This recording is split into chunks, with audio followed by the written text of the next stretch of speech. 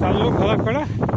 हवा पाणी सुटला, बंडीमध्ये काही कट आणि ह्या कापूस घेऊन चाललो आणि सांडता का गहू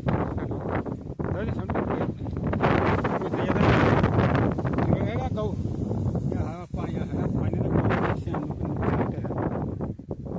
पल्ला किंद घ्या गहू 10-12 दिवसामध्ये होते कापून नेले. पण या पाणी आलं तर पा नुकसान होऊन टाकते.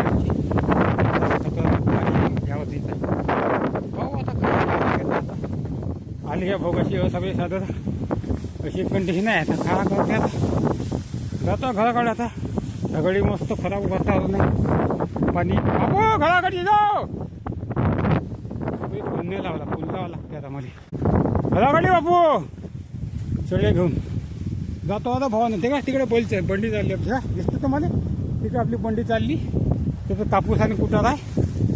जातो. हे सुमित येत आहे मागून. कुठं आहे सुमित येतात तिकडं. तुम्ही त्याला मन फिरताय येऊ का घराकडं, नाही येऊ असं म्हणताय. आता आलं घराकड गेला पाणी तर मग पुन्हा काम खराब होते, कामाचा खोळंबा होते. आणि राहिलं आणि आलं पाणी तर पुन्हा नुकसान. कारण तर सध्या गाजपीठ पडण्याची शक्यता आहे ना, सांगायचा हवामान अंदाज.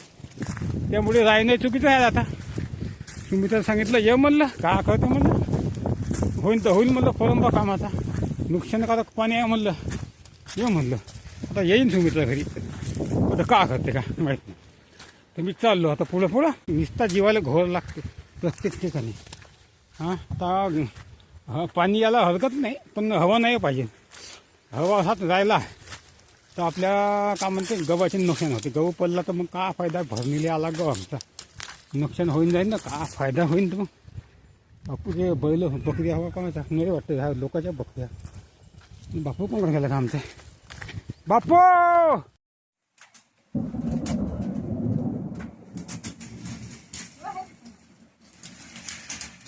गहू खराब होते गारा पाणी बाप्पा. बघा भावाबहिणीनं गारा पडत आहेत. भावाबहिणीनं बघ झाला आत्ताच आम्ही घरी आलो. गारा लागल्या कोळाडे, मस्त पाणी लागला. आभाळ खूपच दणदण करे म्हणून आम्ही चाललो आलो घरी. आता आहे ना खूपच गारा पडत आहे. गारा जर पडल्या तर गहू काही राहत नाही. गाव हे होते गारा पडत आहे. दिसता का तुम्हाला, सांगा बरं.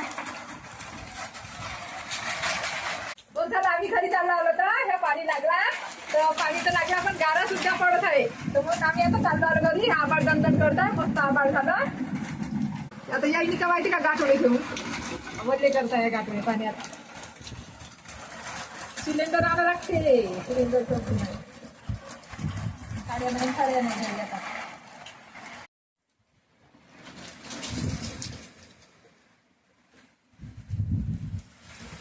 आता तरी झाले पाहिजे.